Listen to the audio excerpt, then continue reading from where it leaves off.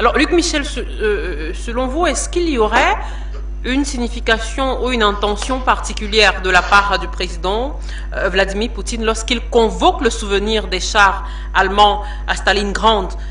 C'était lors de cette célébration des 80 ans de la victoire des soviétiques sur, on va dire, les nazis. Est-ce que cela a été anodin ou alors pas du tout, selon vous, Luc Michel? Non, celui qui ne reconnaît pas les leçons de l'histoire, il commet une erreur fatale. Le régime ukrainien, c'est l'héritier des collaborateurs des nazis, Bandera chez nous. Ce sont des gens qui ont recruté des légions de la Waffen-SS ukrainienne.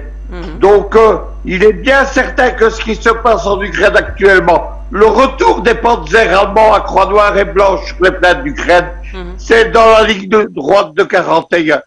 Les Américains sont décidés à infliger une défaite stratégique à la Russie. Maintenant, il ne faut pas non plus confondre la propagande avec la réalité. À Koursk, en 1943, qui est la plus grande bataille de chars de la Seconde Guerre mondiale sur le front de l'Est, il y avait 3500 chars soviétiques et il y avait plus de 2000 chars allemands.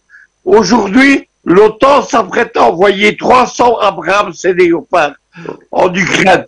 De l'avis de tous les experts russes et américains surtout, ce n'est pas ça qui va changer la guerre.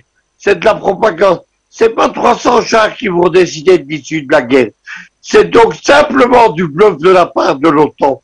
Mais éventuellement, évidemment, j'expliquais qu'on ne retient pas les leçons de l'histoire. Ils n'ont pas retenu ce qui s'est passé en août 14.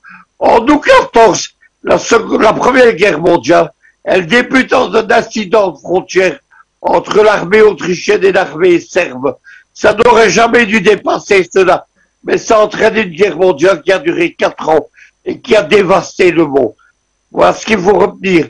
La Russie qui est menacée par les États-Unis, c'est une puissance nucléaire et Poutine a précisé que ce soit les nouveaux territoires russes du Donbass ou de la Crimée ou les territoires historiques de la Russie ne les laissera pas menacer. Le conseiller de Zelensky, Podolyak, a menacé Saint-Pétersbourg, Moscou et Ekaterinbourg, etc. il y a quelques jours. Cela ne sera jamais toléré par les Russes. Moi, je fais le pari que dans 5 ans, l'Ukraine n'existera plus en tant qu'État. Je vous remercie, Luc Michel.